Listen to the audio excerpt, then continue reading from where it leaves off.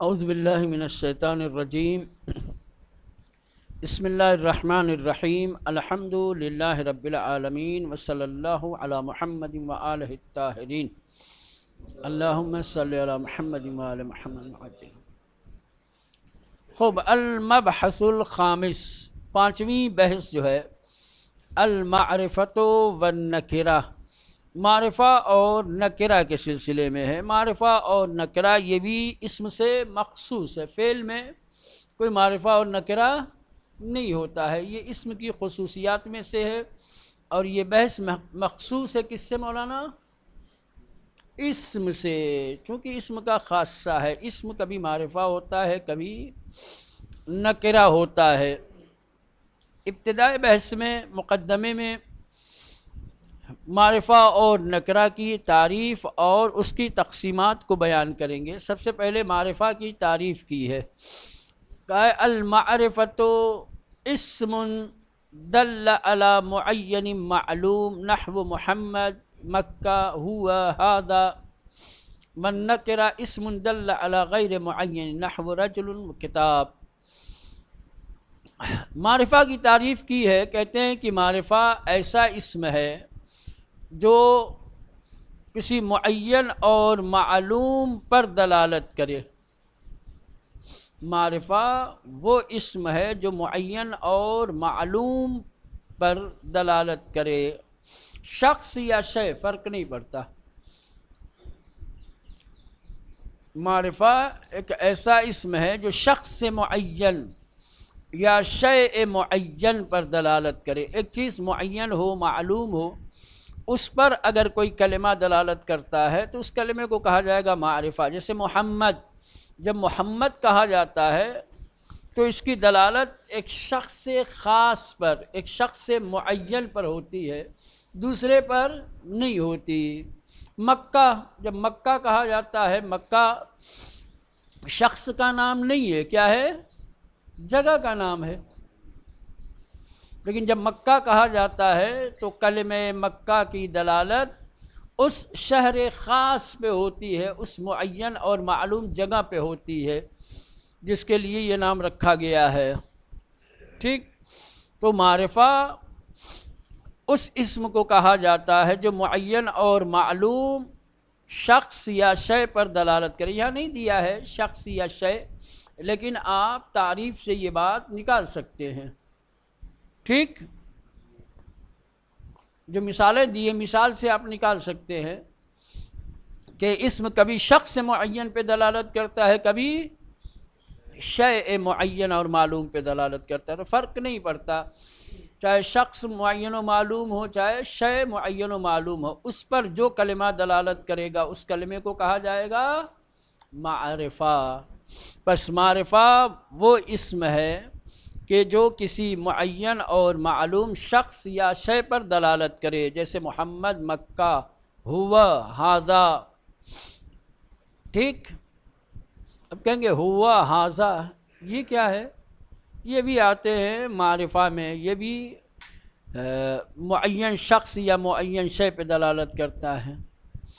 نکرہ اس کے برعکس ہے، بالکل یہی تعریف ہوگی، خالی یہ ہے کہ غیر معین شخص یا غیر معین شے پہ دلالت کرے۔ جیسے کہا جائے رجل، اب یہ جب رجل بولا جاتا ہے تو اس کی دلالت کسی معین اور معلوم شخص پر نہیں ہوتی۔ یا کہا جائے مدینۃ، مدینہ سے مراد وہ مدینہ نہیں جو معین جگہ کا نام ہے، مدینہ یعنی شہر۔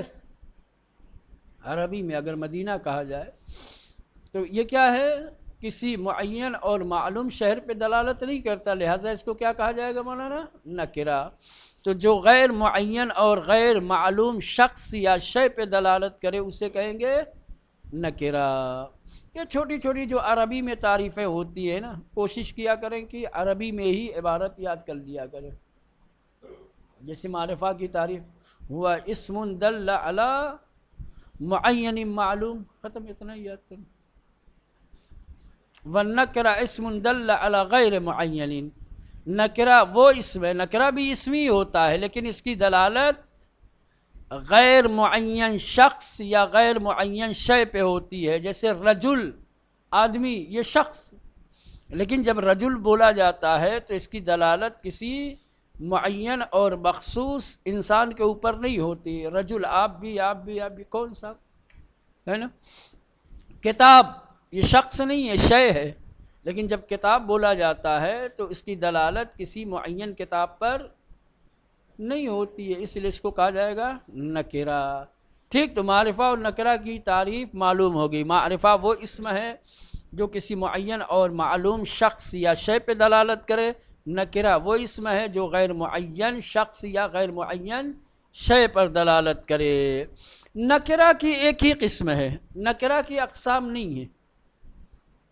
سمجھ رہے ہیں؟ نکرہ کی اقسام نہیں ہے. نکرہ ایک ہی طریقے کا ہوتا ہے. نکرہ وہی ہے جو الف لام کو قبول کرے، ختم.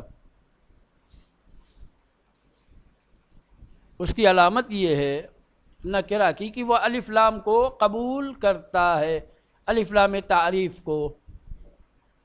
ٹھیک. لیکن معرفہ کی 7 قسمیں ہیں جو معین شخص یا معین شے پہ دلالت کرنے والے ہیں. معرفہ اس کی 7 قسمیں ہیں. علم ہے، معرب بال یعنی جس پر الف لام لگا، الف لام تعریف لگا ہوا ہو. ضمیر ہے، اسم اشارہ ہے، اسم موصول ہے، مضاف ہے، منادا ہے. یہ کل 7 قسمیں ہیں. ان کو کہا جاتا ہے معارف. کیا کہا جاتا ہے مولانا؟ معارف. معارف ان کو کیوں کہا جاتا ہے؟ اس لیے کہ یہ سارے کے سارے کسی معین شخص یا معین شے پر دلالت کرتے ہیں. ٹھیک. ثم النکرۃ قسم واحد. پھر نکرہ اس کی ایک ہی قسم ہے، اس کی قسمیں نہیں ہیں. وعلامتها. اب یہ علامت بتا رہے ہیں. نکرہ کی تعریف تو اوپر کر ہی دی ہے. ٹھیک. قسم ہے ہی نہیں کہ اس کو بیان کرے. اور نکرہ کی ایک علامت بتا رہے ہیں کہ اگر آپ نکرے کو پہچاننا چاہتے ہیں تو کیسے پہچانیں؟ ان تقبل التعریف. جو نکرہ ہوتا ہے وہ الف لام تعریف کو قبول کرتا ہے. جیسے اوپر 2 مثالیں دی ہیں. رجل الف لام لگا دو، الرجل الف لام قبول کر رہا ہے، نکرہ ہے. کتاب الف لام تعریف کا شروع میں لگا دو، الکتاب ہو جائے گا، یعنی الف لام کو قبول کر رہا ہے، اس کا مطلب کہ یہ نکرہ ہے. ٹھیک. تو نکرہ کی علامت اور پہچان یہ ہے کہ وہ الف لام تعریف کو قبول کرتا ہے. جیسے رجل. او تکون بمعنی کلمۃ ہی تقبل ذلک. یا یہ کہ نکرہ اس کلمہ کے معنی میں ہوتا ہے کہ جو اس کو قبول کرتا ہے. او تکون، یا یہ کہ نکرہ ہوتا ہے بمعنی کلمۃ، ایسے کلمہ کے معنی میں کہ ہی تقبل ذلک، کہ جو الف لام کو، یعنی بات وہی ہے. آپ چاہے ایسے ہی کہہ دیں کہ نکرہ کی پہچان یہ ہے کہ وہ الف لام تعریف کو قبول کرتا ہے، یا یہ کہیں کہ نکرہ ایک ایسا کلمہ ہے کہ جو الف لام کو قبول کرتا ہے، فرق نہیں پڑتا. نحو ذو بمعنی صاحب. جیسے ذو کہ جو صاحب کے معنی میں ہے، ذو کو بھی قبول کرتا ہے. تو 2 چیزیں ہو گئی یہاں سے. نکرہ کی علامتیں 2 ہیں. ایک یہ کہ الف لام تعریف کو قبول کرتا ہے، یا ذو جو بے معنی صاحب ہے اس کو قبول کرے. والمعرفۃ علی 7 اقسام. اور معرفہ اس کی 7 قسمیں ہیں. معرفہ کی 7 قسمیں ہیں. العلم والمعرب بال، وہ کہ جو الف لام کے ذریعے سے معرفہ بنایا گیا ہو. الضمیر، ضمیر، اسم الاشارہ، الموصول، المضاف، المنادا. یہ جو 7 قسمیں ہیں، لا بد من توضیح لهذه الاقسام فی فصول.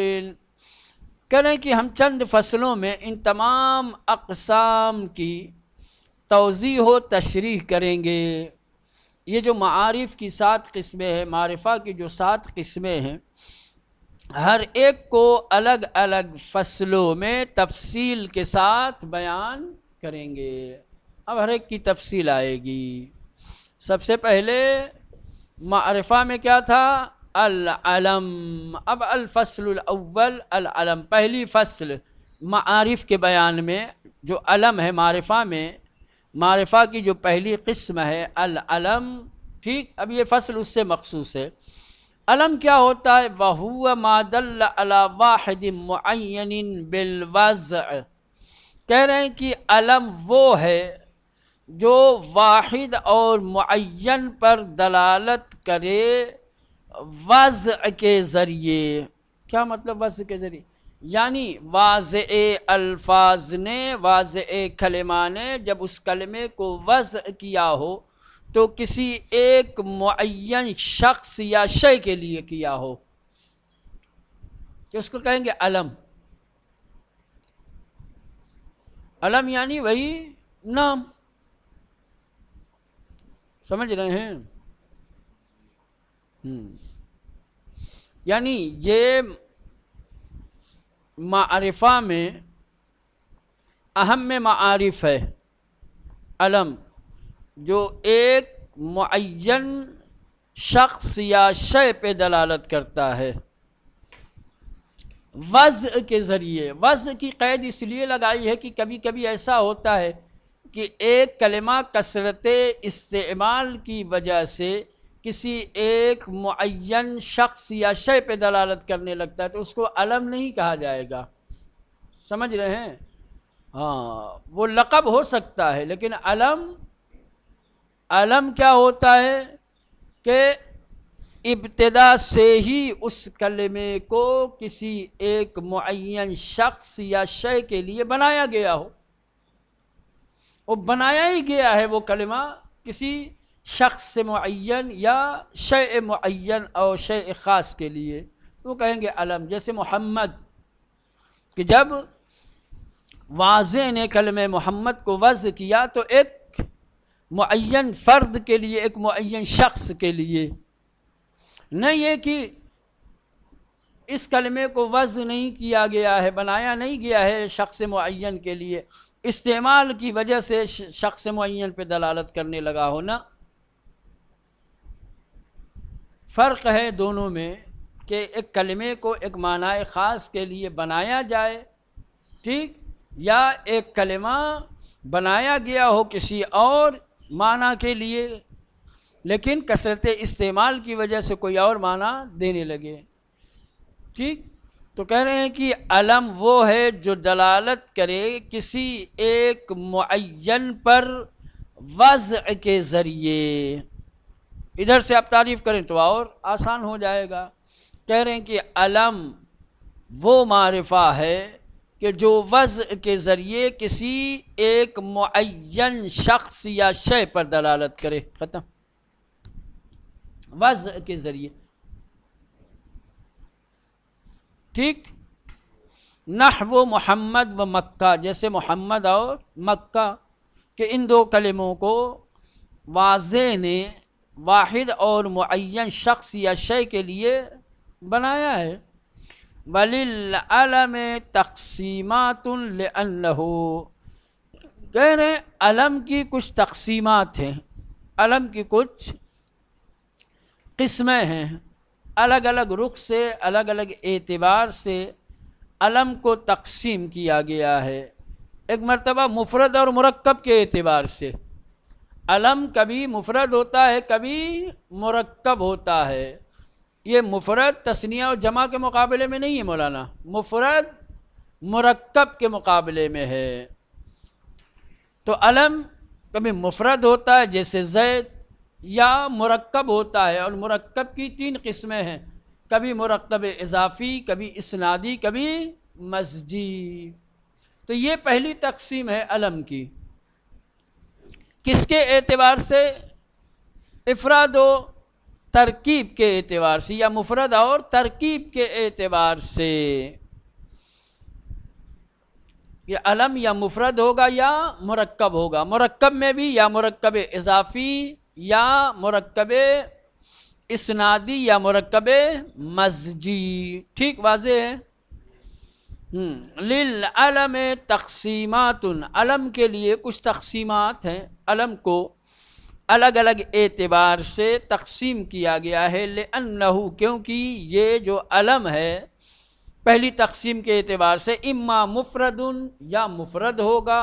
نحو زید، جیسے زید کہ مفرد ہے، کوئی دوسرا جز اس کا نہیں ہے. و اما مرکب، یا علم مرکب ہوگا. اب یہ مرکب بھی، والمرکب اما اضافی، تو مرکب اضافی ہوگا کہ ایک کلمے کو دوسرے کلمے کی طرف اضافہ کیا گیا ہو، جیسے بیت اللہ، عبداللہ.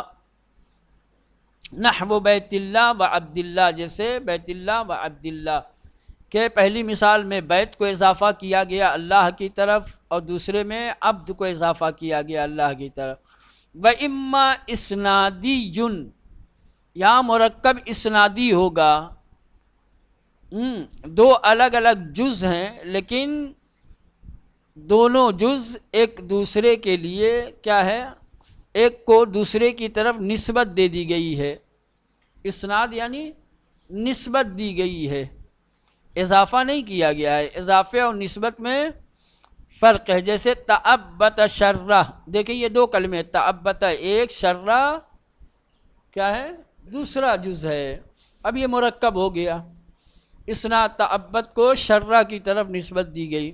و اما مزجی، یا مرکب مزجی ہوگا. مرکب مزجی میں بھی دو جز ہوتے ہیں لیکن دونوں جز کو اس طریقے سے مزج کر دیا جاتا ہے، ملا دیا جاتا ہے کہ وہ کلمہ واحد کی صورت میں ہو جاتے ہیں. جیسے سیب وے، سیب الگ ہے، وے الگ ہے، لیکن دونوں جز کو اس طریقے سے مرکب کر دیا گیا ہے، ملا دیا گیا ہے کہ دونوں ایک دوسرے میں مزج ہو گئے ہیں، مل گئے ہیں، ایک کلمے نظر آتے ہیں، ہے نا. تو یہ ہو گئی آپ کے علم. کبھی مفرد ہوتا ہے، کبھی مرکب ہوتا ہے. مرکب میں کبھی مرکب اضافی، کبھی مرکب اسنادی، کبھی مرکب مزجی. اب آئیے دوسری تقسیم علم کی. وَأَيْضًا إِمَّا اسْمٌ،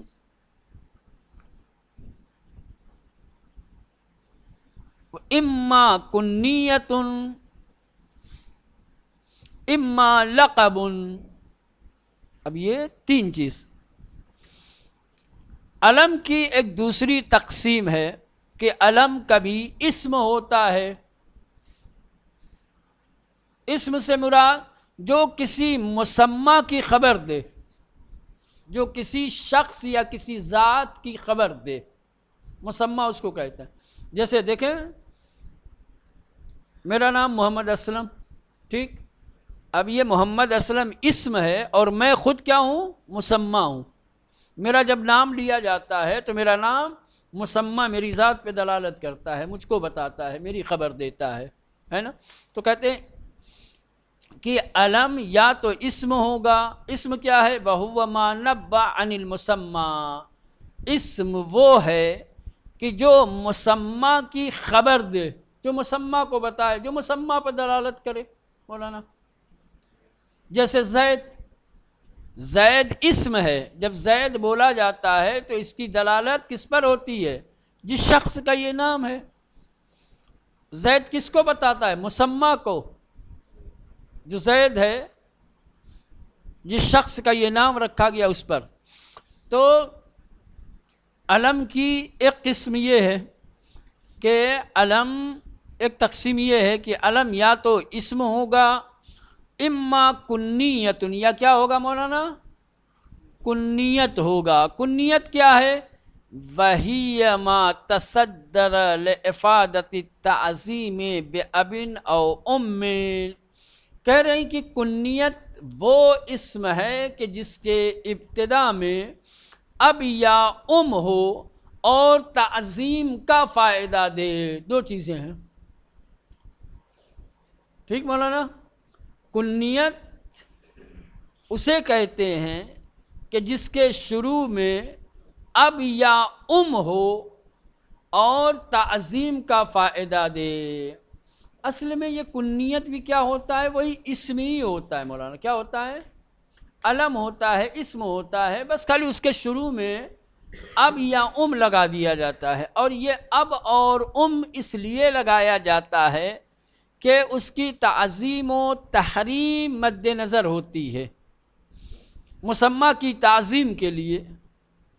ٹھیک، مسمى کے احترام کے لیے اب یا ابن لگا دیا جاتا ہے، یا یا بنت لگا دیا جاتا ہے مولانا. ہاں، تو جس اسم کے شروع میں اب ابن بنت دکھائی دے، یہ کیا ہے مولانا؟ کنیت. کنیت کس لیے ہوتی ہے؟ تعظیم کے لیے. جس اسم کے شروع میں اب ابن بنت نظر آئے وہ کیا ہے؟ نام نہیں ہے. کیا ہے مولانا؟ کنیت ہے. کنیت کس لیے ہوتی ہے؟ تعظیم کے لیے. اسم ہوتا ہے مسمى کی خبر دینے کے لیے، کنیت ہوتی ہے تعظیم کے لیے. وَإِمَّا كُنِّيَّةٌ، اب یہ علم یا تو کنیت ہوگا. وَهِيَ، کنیت کیا ہے؟ ما تصدر، یہ اصل میں بیچ میں لِافَادَةِ تعظیم کو آخر میں آپ لے جائیے.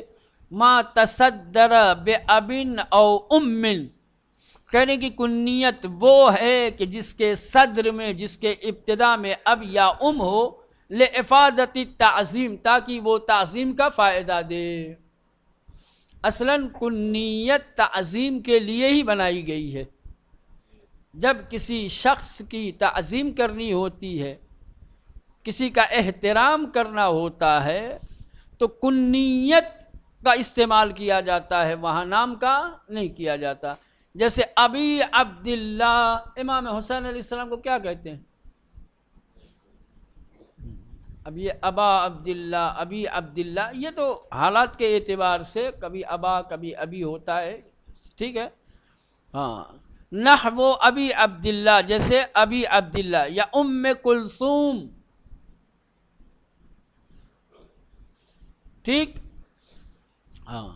وجعل منہا، اور اسی کنیت میں قرار دیا گیا ہے بعضہم، اور اسی کنیت میں قرار دیا ہے بعض نحویین نے، ما تصدر بابن او بنت، کہ جس کے شروع میں ابن یا بنت ہو. دیکھیں پہلی تعریف جو کی تھی کنیت کی، اس میں یہ کہا تھا کہ جس کے شروع میں یا اب ہو. اب یا، چونکہ یہ اختلافی ہے، بعض نے کہا کہ جس اسم کے شروع میں اب یا ہوگا بس وہی کنیت ہے. ٹھیک، بعض نے اس میں اضافہ کیا، کہا کہ نہ، اگر ابن اور بنت بھی کسی اسم کے شروع میں ہے تو اسے بھی کنیت کہیں گے. تو اگر جامع تعریف کرنی ہے دونوں کو ملا کے، تو آپ یوں کہہ سکتے ہیں جیسا کہ میں نے کہا کہ کنیت وہ ہے کہ جس کے شروع میں اب ابن یا بنت ہو. ٹھیک، ہاں. تو چونکہ یہ اختلافی تھا اس لیے اس کو الگ سے بیان کیا اور بعضہم کے ذریعے سے ذکر کیا ہے. وجعل، اور قرار دیا ہے، شمار کیا ہے، منہا، کنیت میں سے، بعضہم، بعض نحویین نے، کس کو؟ ما، اس کو، تصدر بے ابن او بنت، کہ جس کے شروع میں ابن یا بنت ہو. نحو ابن جلا و بنت الشاتی.